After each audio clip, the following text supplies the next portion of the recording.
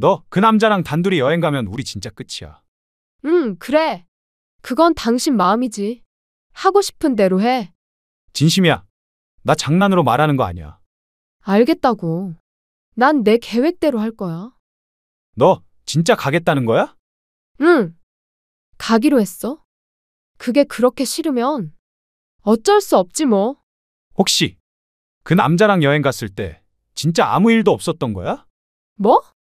지금 그걸 말이라고 해? 내가 지금 배에 아기까지 품고 있는데 그딴 소리를 해? 아니, 그런 뜻은 아니야. 그냥 요즘 머릿속이 복잡해서 당신이 여행 간 것도 생각나고 자꾸 신경이 쓰이더라고. 정말 어이없다. 내가 걔랑 그냥 친구처럼 지낸다고 몇 번이나 말했어? 걘 진짜 그냥 친구야. 하늘에 맹세코 아무 일도 없었어. 그래도 당신이 그렇게 의심되면 나중에 아기 낳고 유전자 검사해. 그럼 되잖아. 뭐? 안녕하세요. 다양하고 많은 사연들을 읽어보다가 문득 예전 생각이 나서 지금으로부터 10년 전 제게 있었던 이야기를 들려드리고 싶어서 이렇게 글을 적게 되었습니다. 10년 전 제게는 누가 봐도 예쁘다고 칭찬할 만큼의 미모가 뛰어난 와이프가 있었습니다. 그때 당시에 저와 아내는 30대 초반의 동갑 부부였었고 초등학교를 다니는 외동딸 아이 하나가 있었습니다. 저와 아내가 처음 만나게 된 건 남들처럼 특별할 건 없었습니다. 그 당시 아내는 제가 다니는 회사의 갑 위치에 있는 더 좋은 회사에서 근무하던 직원이었고 회사 간의 업무 파트너 담당자들이었기에 매주 몇 번씩 마주치게 되었었죠. 그러다 그녀의 미모와 능력에 점차 빠져들게 되었습니다. 저는 전문대를 나왔고 집사람은 명문대를 나왔었고 얼굴은 연예인 중에 김사랑을 닮아서 세련미가 넘쳤고 몸매도 좋았습니다. 그리고 말도 사근사근하게 잘하고 상냥해서 누구나 반할 만한 그런 여자였었죠. 솔직히 그에 비해 저는 다른 사람들과 다를 바 없는 평범한 남자였었고 아내는 미모면 미모 학벌이면 학벌 그리고 저보다 뛰어난 스펙까지 뭐 하나 꿀릴 게 없었죠. 그래서 그런지 처음에는 상냥하게 말을 건네던 여자였는데 제가 관심을 보이자 그때부터는 전과 다르게 저를 깔보는 듯한 행동과 말을 서슴지 않더라고요. 그래도 그때는 왜 그랬는지 그런 취급이 아무렇지가 않았습니다. 왜냐하면 그녀를 너무나도 사랑했었기에 그런 상처보다도 그녀를 바라보는 행복이 더 컸기 때문이었죠. 아무튼 저는 계속해서 관심을 표현하면서 선물 공세를 하기 시작했고 어느샌가 그녀도 제 마음을 알아줬는지 행동이 변하기 시작했던 시점이 있었습니다. 그런데 사실 그 행동조차도 저를 사랑해서 변했던 행동은 아니었더군요. 왜냐하면 훗날 결혼하고 나서 술을 마시다 아내가 제게 그때 있었던 사실을 술김에 말해줬기 때문입니다. 아내는 그때 당시에 같은 회사의 직원과 비밀 사내 연애를 하고 있었답니다. 그런데 갑자기 아내는 이별을 통보받았고 그 복수심에 저와 알콩달콩한 모습을 보이고 싶어서 그랬었다더군요. 그렇다면 제게 하는 행동을 그 자리에서 같이 볼 수 있었던 사람이었을 테고 누군지 짐작은 갔었습니다. 그때 같이 회의를 하던 사람은 아내의 팀장인 유부남과 여직원 1명 그리고 남자 후배가 1명이 있었죠. 그래서 저는 당연히 후배 남자라고 생각을 했었는데 지금 생각해보니 그게 아니었던 것 같기도 합니다. 아무튼 그때 당시에는 자세한 내막을 알지 못한 저는 그녀의 관심이 행복하기만 했었고 그녀도 저와 같은 마음이라고 확신이 들어서 고백을 하였고 연애를 시작하게 되었습니다. 하지만 저 혼자만의 일방적인 마음으로 시작한 연애는 힘든 시련들이 셀 수 없이 많았습니다. 그녀는 친구들과 술을 마시거나 회식을 하는 날이면 어김없이 연락두절은 기본이었고 제가 상처를 받든 말든 남자 사람 친구와 둘이서 술을 마신다고 아무렇지 않게 말을 하더라고요. 이미 콩깍지가 제대로 씌워져서 아내의 잘못된 모습들을 모두 다 이해하고 넘어갔던 것 같습니다. 그러다 결국 제가 너무 큰 상처를 받게 되고 그녀와 이별을 선택하게 된 사연이 있습니다. 그때 당시 여자친구는 자주 술을 마시던 남자 사람 친구와 둘이서 여행을 간다고 하더군요. 여자친구는 그 친구와는 어릴 때부터 동성 친구처럼 지내는 사이라서 걱정할 거 없다고는 하는데 아무리 제가 여자친구를 좋아해서 쩔쩔매는 입장이라고 하더라도 이건 아니지 않나요? 그래서 그동안 참아오던 모든 게 터져버렸고 분노가 한번 시작하니 도저히 걷잡을 수 없었습니다. 저는 단도직입적으로 말했죠. 너 그 남자랑 단둘이 여행 가면 우리 진짜 끝이야. 응, 그래. 그건 당신 마음이지. 하고 싶은 대로 해. 진심이야. 나 장난으로 말하는 거 아니야. 알겠다고. 난 내 계획대로 할 거야. 너 진짜 가겠다는 거야? 응, 가기로 했어. 그게 그렇게 싫으면 어쩔 수 없지 뭐. 그렇게 말하고는 아무렇지도 않게 여행을 가버리더군요. 멍하니 혼자 남겨졌는데 마음이 진짜 무너지는 느낌이었습니다. 그동안 제가 얼마나 이 관계를 애써 지켜왔는지, 얼마나 아끼고 있었는지가 허무하게 느껴졌습니다. 계속 혼자 생각만 했습니다. 제가 잘못한 걸까? 너무 집착했던 걸까 하고요. 하지만 아무리 생각해도 그건 아니었습니다. 그냥 서로 마음의 방향이 달랐던 것 같다고 생각했었죠. 아무튼 그렇게 힘든 시간을 보내고 있던 중 2달 정도가 지난 어느 새벽에 여자친구에게서 연락이 오더라고요. 잤어? 이 시간에 무슨 일이야? 그냥 갑자기 생각나서 미안해. 뭐가 미안한데? 그때 그렇게 간 거. 그리고 너 마음 아프게 한 거. 지금 이제 와서 그 말 들으면 뭐가 달라지는데. 몰라.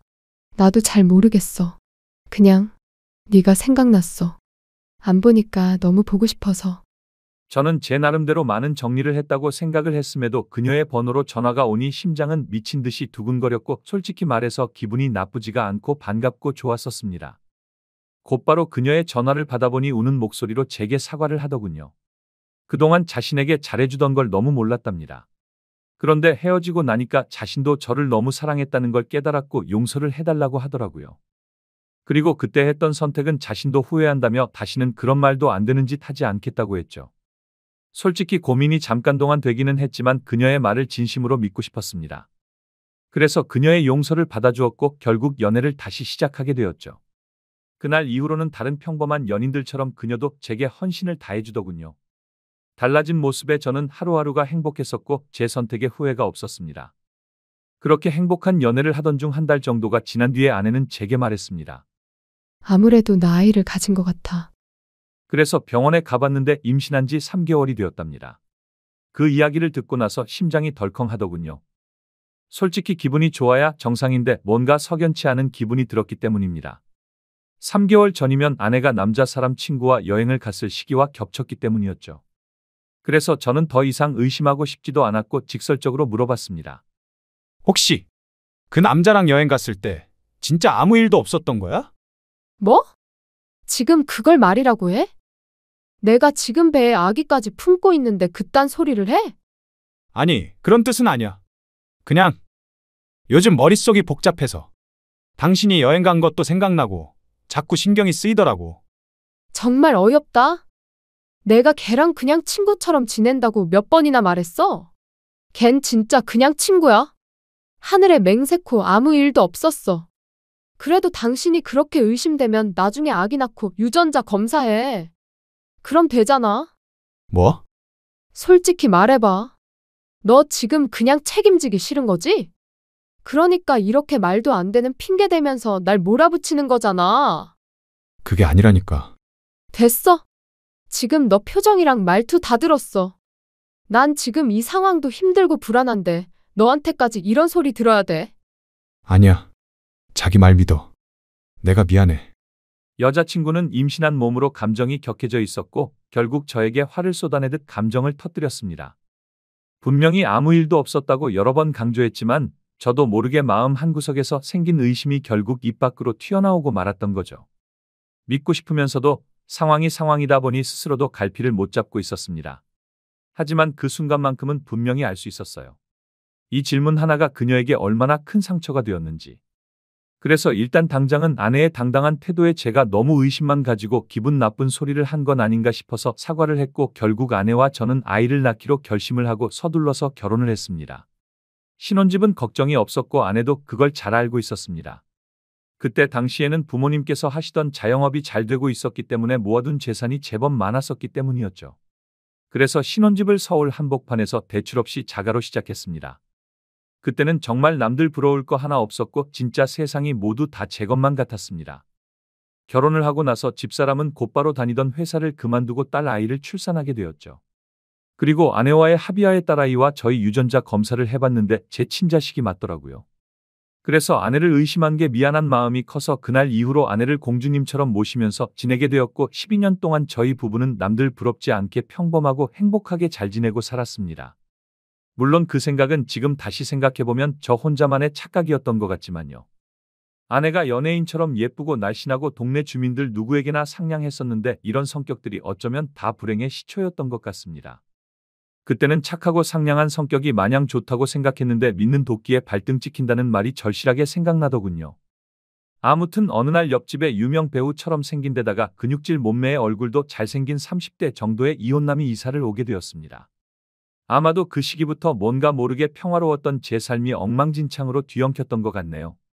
그 사람이 이사를 오고부터 복도에 담배 냄새가 많이 났었고 담배꽁초가 많이 버려져 있었습니다. 복도 담배 냄새 너무 심하지 않아? 응, 요즘 계속 그래. 담배꽁초도 막 버려져 있고. 그거 옆집 새로 이사 온 사람 때문이래. 진짜? 그럼 뭐라고 한마디 해야 되는 거 아냐? 그래서 내가 아까 이야기 좀 했어? 근데 의외로 말이 통하더라. 나쁜 사람은 아닌 것 같아. 그래도 예의는 좀 지켜야지. 복도에서 피우는 건 아니지. 그러니까. 근데 말투나 분위기 보면 생각보다 괜찮은 사람이야. 당신도 지나가다 마주치면 인사도 좀 하고 그래. 솔직히 그때는 그냥 그런가 보다 정도였습니다. 하지만 아내는 저와 이야기를 할 때 자신도 모르게 매번 옆집 아저씨가 이랬다 저랬다라고 하면서 언제부턴가 옆집에 사는 이혼남의 이야기를 과하다 싶을 정도로 많이 하더라고요. 그래서 제가 회사에 출근을 하고 나서 저렇게 많이 이야기를 나누는 건가 싶었습니다. 그렇다고 괜히 예전처럼 또다시 의심을 할 수도 없는 노릇이었고 혹시라도 찌질하게 보일까 봐서 일체의 잔소리를 삼가했습니다. 결혼 전에도 딸아이가 제 아이가 아니라고 의심했던 미안함이 너무 컸었기에 사랑하는 아내를 믿을 수밖에 없다고 생각을 했고 그때까지만 해도 다른 생각은 딱히 하지 못했습니다. 하지만 날이 가면 갈수록 아내의 행동에서도 많은 부분들이 달라지는 게 느껴지기 시작했죠. 언제부터인가 제가 퇴근을 하고 집에 들어오면 집사람이 집안에서도 화장을 진하게 하고 있다든지 평소와는 다르게 집에서 입는 반바지나 치마가 과하다 싶을 정도로 많이 짧아졌습니다. 제가 고지식해서 하는 생각이 아니라 그냥 누가 봐도 민망하다 싶을 정도로 너무 많이 드러냈었죠. 오죽하면 근처 슈퍼에 가서 담배를 사고 있을 때 슈퍼 아주머니가 그러더군요. 아이 엄마가 너무 노출이 심하다면서 요즘 동네 아줌마들 사이에서도 말들이 많다고 하더라고요. 하지만 과거에도 아내의 미모를 시기 질투해서 가끔 그런 이야기들이 오고 간 적이 있어서 대수롭지 않게 생각했고 집에서만 지내다 보니 아내가 많이 외로워졌나? 라는 생각까지 들더라고요. 그래서 그냥 여자들의 한때 기분 이려니 했습니다. 지금 돌이켜 생각하면 제가 너무 안일했던 것 같습니다. 그때 그런 모습들을 보고 바람의 징조를 포착했어야 됐는데 말이죠. 그렇게 아내를 믿으면서 평소와 다름없이 지내던 어느 날이었습니다. 외근을 다녀오고 나서 평소보다 일찍 퇴근하고 집으로 들어갔는데 아내가 샤워를 하고 있더라고요. 그래서 아무 생각 없이 옷을 갈아입고 안방에서 TV를 보면서 쉬고 있으니 아내가 욕실에서 나오더군요. 그런데 생전 처음으로 보는 민망한 속옷 차림으로 나오더니 아내도 약간 놀라는 듯한 눈치였습니다. 오늘 무슨 일로 이렇게 일찍 왔어? 외근 나갔다가 생각보다 빨리 끝나서 그냥 바로 들어왔지. 근데 이 속옷 처음 보는 건데? 아, 그거? 기분 전환 좀 하려고 하나 샀어. 그렇구나. 예쁘네. 잘 산 것 같아. 그렇게 말하는데 처음엔 그냥 그런가 보다 하고 넘겼습니다. 하지만 솔직히 말해 그 속옷은 아무리 봐도 평범한 주부가 평소에 입을 만한 스타일로 보이지 않았습니다. 지나치게 화려했고 아내가 평소에 즐겨 입던 것과는 확연히 달랐죠. 순간 마음 한구석이 불편해졌고 뭔가 이상하다는 느낌을 지울 수 없었습니다. 그래도 굳이 그걸로 뭐라고 하기도 애매했고 괜히 분위기만 싸해질까봐 그냥 모른 척 넘어갔습니다. 마침 일이 일찍 끝난 김에 뭘 좀 같이 하면 좋겠다는 생각이 들어서 아내에게 저녁장이나 같이 보러 가자고 했고 그렇게 둘이 자연스럽게 외출을 하게 되었습니다.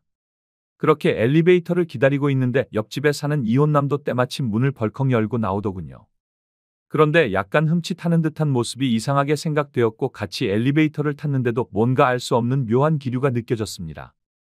평소에 친하게 지낸다던 아내와 이웃집 남자가 이야기도 잘 섞지 않았고 옆집 남자는 저와 인사를 하면서도 제 눈을 똑바로 쳐다보지를 못하더군요. 예전에도 이런 모습들이 보였기 때문에 단지 성격이 좀 소극적이거나 수줍음이 많은가 보다 생각했었고 그저 내성적인 사람이려니 생각했었습니다. 그런데 갑자기 저런 모습이 저에게만 그런 건가 싶은 생각이 들었죠. 그래서 마트를 가는 동안 아내에게 물어봤습니다. 자기 옆집 남자랑 친해졌다고 하지 않았어? 응, 왜? 아니 친하다면서 어색하게 인사하길래. 응. 몇 번 마주쳤는데 보면 볼수록 사람이 착하기는 한데. 그냥 뭔가 어두운 느낌이 들어서 가급적이면 멀리 하려고. 그러면서 아파트 반상회에서도 아주머니들 사이에서 말이 많았다며 말을 이어갔습니다. 옆집 남자가 원래는 성격도 밝고 착한 사람이었는데 전 부인이 바람을 펴서 이혼을 하고 성격이 많이 변했다고 하더라고. 그렇대? 응. 그래서 옆에서 지켜보면 매일같이 술만 마셔대고 담배도 엄청나게 많이 핀다고 해서 가깝게 지내는 건 별로인 것 같아서. 그 말을 듣고부터는 그날 이후로 옆집 남자에 대한 궁금증이 더 생겨나서 유심히 지켜보기 시작했습니다. 술과 담배를 많이 한다는 건 잘 알 것 같은데 그런 걸 제외하고는 특별한 문제들은 없어 보이더군요. 옆집 남자는 주말이면 어김없이 교회도 빠지지 않고 혼자서 잘 나가더군요. 단정히 성경책 들고 예배 가는 모습이 인상이 깊었고 그런 모습들이 어두워 보인다거나 다른 생각은 할 수가 없었죠. 그냥 누가 보더라도 겉보기에는 정말로 절대 문제가 있는 사람 같아 보이진 않았습니다. 그리고 눈을 잘 마주치지 못할 뿐 제가 보기에는 인사도 잘해서 친절하고 예의가 바른 사람으로 보였고 제가 직접 지켜본 옆집 남자는 아내가 말했던 모습과는 전혀 달랐기에 의심이 싹트기 시작했습니다. 솔직히 말해서 제 아내가 유부녀라고는 하지만 매일같이 운동을 다니면서 관리를 잘해서 아이를 출산하기 전처럼 몸매도 좋았고 피부 관리도 항상 잘해왔기에 20대 중반으로 밖에 보이지가 않았죠. 그래서 길을 가다가도 남자들이 10명 중에 5명은 다시 쳐다볼 정도로 훌륭했었기에 옆집 사는 남자도 충분히 관심을 가지고서 저 몰래 들이대지 않았을까 싶었습니다. 그리고 그때부터는 별의 별 생각이 다 들더라고요. 외근하고 일찍 들어간 날도 아내가 굳이 그 시간에 샤워를 하고 있었던 것도 수상했고 왜 그때 때마침 옆집 남자는 외출을 했으며 서로가 어색해했던 이유가 뭘까 이런 생각이 들었죠. 사실은 아내는 그 남자를 만나기 위해서 샤워를 했고 둘이서 만나려고 했는데 제가 있어서 둘 다 놀라서 그런 상황이 벌어진 게 아닌가 이런 의심과 생각이 들었습니다. 심지어 그날 마트에 다녀오고 나서도 잠들기 전 낮에 봤던 아내의 모습이 아른거려서 다가갔더니 아내는 이 핑계 저 핑계를 대면서 저를 피했던 모습이 기억났습니다. 절대 2번 다시는 아내를 의심하지 않는다고 맹세하고 지키려고 애써봤지만 의심이 싹을 트기 시작하니 걷잡을 수 없이 커져가더군요. 아내가 입고 있는 의상들도 예전에는 그러려니 했었는데 이제는 옆집 남자한테 잘 보이려고 저 따위로 입은 건가? 라는 생각이 들기 시작했고 회사에서 일을 하고 있을 때도 지금쯤 아내가 바람을 피우고 있는 건 아닌가 라는 생각에 일도 제대로 손에 잡히지가 않았습니다. 하지만 뭔가 의심이 되긴 했지만 예전처럼 아무런 증거도 없이 따질 수도 없었고 솔직히 말해서 이 모든 일들이 제 추측일 뿐 결정적인 사건이 없었기에 제가 착각을 하는 거라고 위안을 삼았습니다. 심지어 일이 걷잡을 수 없이 터져버리고 나면 지금의 이 행복한 가정이 깨지지 않을까 걱정도 되더라고요. 오죽하면 만약 아내가 바람을 피운 게 맞다고 하더라도 살다 보면 집사람도 사람이니까 잠시 한눈을 팔 수도 있고 봄바람에 그러려니 하고 빨리 제자리로 돌아오기만을 바랄 정도였죠. 하지만 아무리 제 자신에게 주문을 걸듯이 편하게 생각하려고 해도 자꾸 이상한 기분은 지워지는 게 아니라 점점 더 커져갔고 더러운 기분은 머릿속을 떠나지를 않았습니다. 그래서 결국 오랜만에 만난 친구들과의 술자리에서도 제 표정이 어두워 있으니 친구들은 집요하게 제게 무슨 일인지 물어보게 되었고 너무 답답한 나머지 어쩔 수 없이 제 고민을 털어놓게 됐습니다. 그랬더니 친구들은 한참 동안 고민을 하더니 한 친구가 솔깃한 방법을 제안해 주었습니다. 요즘에 집에 방법용으로 홈캠 같은 것도 많이 하잖아. 자연스럽게 천장 같은 데다가 방법용으로 카메라 설치해보는 거 어때? 그건 좀 그렇지 않을까? 네가 이렇게 의심만 하는 것보단 그런 생각 안 나게 하는 게 현명한 걸 수도 있지. 그런가? 그래. 이렇게 백날 첫날 고민하고 또 고민해봤자 의심은 더 커질 거야. 차라리 너의 생각이 맞든 아니든 하루라도 빨리 진실을 아는 게 너랑 딸아이를 위한 것 같아. 그 말을 듣고 보니 저도 같은 생각이었습니다. 예전에 딸아이의 친자 검사를 할 때도 의심을 하던 시기가 너무 힘들었었고 막상 검사를 할 때는 덤덤했었고 제 친자식이라는 결과가 나오니 더 행복해졌던 전례가 있었기 때문이었죠.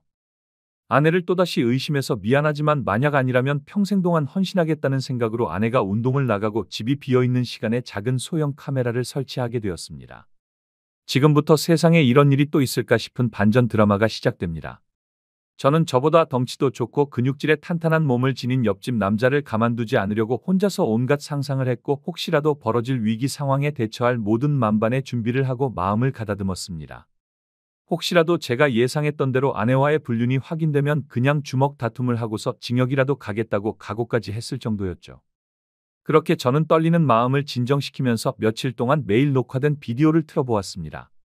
태어나서 처음으로 겪은 감정이었는데 정말 세상 지옥이 따로 없더군요. 지금도 정확히 기억나는 건 비디오 녹화일은 토요일이었고 오후 2시쯤이었습니다. 제가 회사에서 특근을 해야 해서 주말인데 불구하고 출근을 했던 날인데 그 틈을 타서 어떤 허우대 멀쩡한 남자가 우리 집에 슬쩍 들어오더군요. 그때부터는 설마 했던 마음이 확신으로 바뀌었고 손이 정신없이 떨렸습니다. 비디오를 보니까 딸 아이는 이미 집사람이 밖으로 데려가더니 이웃집에 놀라고 맡겨뒀는지 집사람은 혼자서 들어왔던 상태였죠. 아무튼 집사람과 그 남자와 너무나도 자연스러워 보이더군요. 그 남자는 아무렇지도 않은 듯이 냉장고로 가더니 제가 사뒀던 캔맥주를 따서 마시더라고요. 그러더니 두 사람은 나란히 앉아서 TV를 보면서 뭐가 그리 신나는지 아주 둘이서 웃고 난리가 아니었습니다. 게다가 두 사람의 모습은 누가 보더라도 연인 같은 모습들이라고 생각이 안 들 수가 없었죠. 제 믿음에 대한 대가는 배신으로 돌아오고 말았던 거죠. 설마 하는 마음으로 제가 얼마나 기도를 했는지 모릅니다. 하지만 제 바람은 보기 좋게 무시당했던 거죠. 그동안 왜 집사람이 그동안 그런 행동들과 지나친 의상들을 입었는지 그제서야 모든 이유를 알 것 같았습니다. 그러다가 남자가 카메라 쪽으로 뒤돌아 서게 되면서 그 정체를 알게 되었죠. 저는 당연히 옆집 남자겠거니 생각하면서 얼굴을 유심히 들여다보고 있는데 깜짝 놀라서 소리를 지를 뻔했습니다. 제가 예상하던 옆집 남자가 아니라 아랫집에 사는 제 딸아이의 친구 아빠더군요. 그 남자의 딸과 제 딸아이가 같은 학교를 다니는 친구라서 부모들끼리도 잘 알고 친한 사이였습니다. 그래서 그런지 이런 말도 안 되는 짓거리를 하고 있었다라는 게 너무 현실감도 없었고 이해도 되지 않더라고요. 아랫집 남자는 나이가 많고 얼굴도 못생겼을 뿐더러 고지식한 선비마냥 점 자는 사람이었기에 정말 상상조차 못했었습니다. 정말 제 집사람이 제정신이 아닌 건가 싶었고 절대로 용납할 수 없는 짓을 하고 있었던 거죠. 그때부터는 도저히 제정신으로 버틸 수가 없겠더군요. 눈물이 쉴 새 없이 흘러버렸고 더 이상 영상을 보다가는 화가 주체가 안 될 것 같아서 비디오를 꺼버렸습니다. 온몸에 힘이 빠지고 어지러워서 움직이기가 힘들더라고요. 그 아랫집 남자는 외적으로나 다른 건 볼품이 없더라도 학력도 좋고 직장도 좋은 소위 엘리트라는 사람이었습니다. 그때 문득 그런 기억이 떠오르더군요. 언제 한번 그 집 부부랑 같이 식사를 하던 자리였는데 왠지 모르게 집사람이 평소와 다르게 잘 웃고 기분 좋게 보내더니 집에 돌아와서는 아래집 아저씨 어때? 뭐 성격 괜찮으시던데? 그치? 나 아래집 남자랑 코드가 잘 맞는 것 같지 않아? 대화 잘 통하는 것 같더라. 생뚱맞게 그런 헛소리를 주절거리더군요. 솔직히 제가 아랫집 남자를 무시했어서 그랬던 건지 그 말이 전혀 기분이 나쁘지 않았고 그냥 그런가 보다 하고 흘렸던 거죠.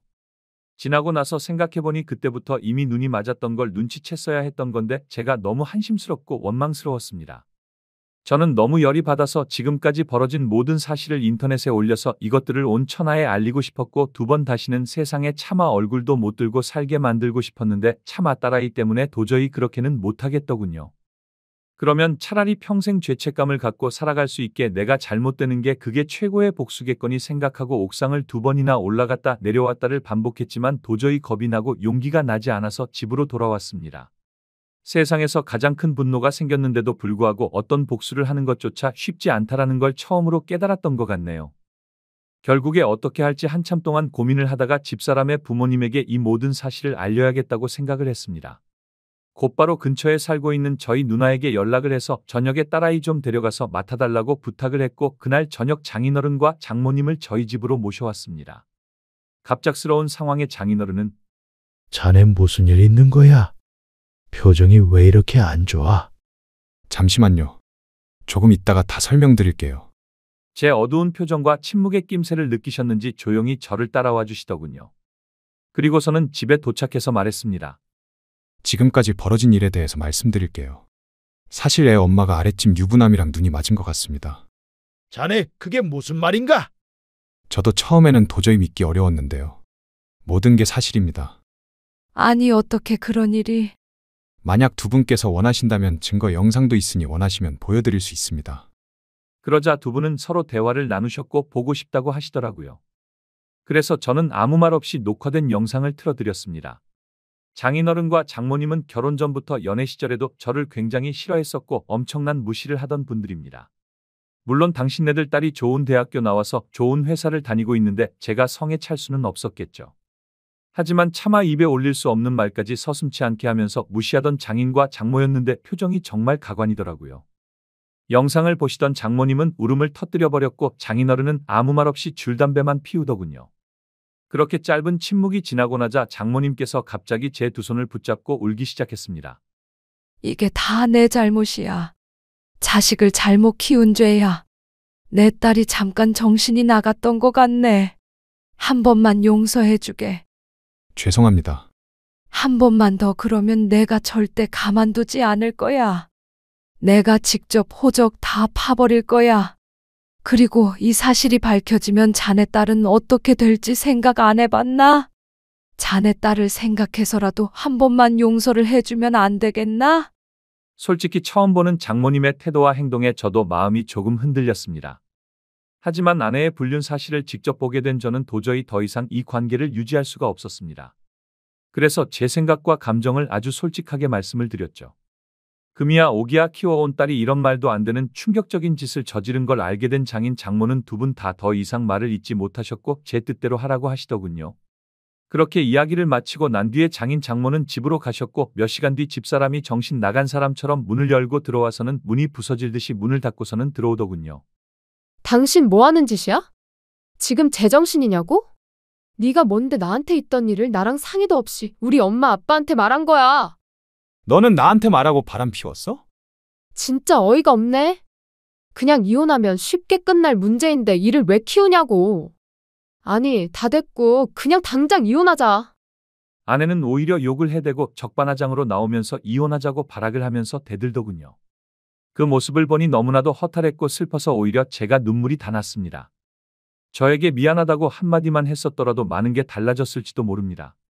차라리 거짓말이라도 하면서 울고불고 빌었더라면, 다시는 안 그러겠다고 매달렸다면 아마도 저는 용서했을지도 모릅니다. 그때는 제 목숨보다 소중했고 제 모든 걸 줘도 아깝지 않아서 정말 소중하고 과분했던 집사람이었죠. 그만큼이나 저는 진짜 많이 아내를 사랑했었습니다. 너무 화가 났지만 차마 집사람을 건드릴 수는 없었기에 저는 그냥 바닥에 뒹굴면서 서럽게 통곡을 했습니다. 그제서야 집사람도 상황 파악이 됐는지 아무 말도 없이 가만히 있더군요. 상황이 정리되고 서로가 감정을 추스린 다음에 이야기를 했습니다. 결국 집사람과는 이혼을 하기로 했고 아내에게 귀책 사유가 있었기에 딸아이는 제가 맡기로 했습니다. 그리고 아랫집 그 정신나간 유부남도 이 모든 사실이 드러나자 그 유부남의 아내가 회사에서 한바탕 난리를 치는 바람에 불명예 퇴직을 당하게 되었고 결국에는 이혼까지 당했다고 하더군요. 그리고 당장은 집에서 아이를 키울 사람이 없었기에 독신으로 지내고 있던 누나가 저희 집으로 들어와서 딸아이를 잘 키워줬습니다. 가진 거라고는 집 하나 딸랑 있었는데 그 집을 팔고 싶지는 않았습니다. 당장 팔면 너무 막심한 손해였을 뿐더러 온전히 제 딸아이에게 물려주고 싶었기 때문이죠. 그래서 저는 제 딸아이에게 모든 걸 다 해주고 싶어서 정말 열심히 살았습니다. 나름대로 수입이 적지는 않았던 덕분도 있었고 제가 열심히 하는 만큼 수익은 더 늘어났기에 항상 추가 근무를 지원해서 했고 일 없는 날에는 대리기사도 뛰면서 정말 열심히 살았습니다. 제가 부족해서 엄마 없이 키운 죄를 물질적으로 풍족하게 해서라도 딸아이에게 모든 걸 보상해주고 싶었죠. 저는 5년째 낡은 구두를 고쳐가며 신어도 제 딸의 옷과 신발은 꼭 유명 메이커로 사서 입히고 신겼습니다. 딸이 원하면 유학도 보내주고 원하는 건 다 해주고 싶었고 시집 갈 때도 진짜 잘해주리라고 마음먹고 악착같이 일만 했습니다. 그래서 일주일에 5번 넘게 마시던 술도 안 마시게 되었고 담배도 끊었습니다. 하루에 15시간씩 고된 일을 하고 집에 들어와서 공주님처럼 곤히 자고 있는 제 딸을 보면 신기하게도 그날 있었던 모든 피곤함과 스트레스가 모조리 사라지는 기분이 들더군요. 딸 아이가 엄마가 없는데도 불구하고 큰 말썽도 안 부리고 건강하게 잘 커져서 고마웠습니다. 쌓여가는 딸의 시집 미천 통장 잔고가 쌓여가는 걸 보면서 제 인생도 제자리를 찾아가는 기분이었죠. 그러다 딸 아이가 초등학교를 졸업하고 중학교 들어갈 때쯤 저에게 중매가 들어왔습니다. 여자가 얼굴도 참하고 통통하고 다 좋은데 약간씩 다리를 절더라고요. 공부도 많이 하지 못했고 집안에 돈을 보태주느라 모은 돈도 500만 원 정도 밖에 없다고 했습니다. 허우대 멀쩡해서 예쁜 몸 자랑하느라 이 남자 저 남자한테 눈 웃음치면서 사는 여자보다는 낫다고 생각들더군요. 다리를 절어도 마음을 저는 것보다 제대로 정신 박힌 여자가 훨씬 더 낫겠지라고 생각을 했습니다. 저희는 그렇게 중매로 만나서 서로가 점점 호감을 쌓아가게 되었고 결국에는 따로 식은 올리지 않고 혼인신고만 하게 됐습니다.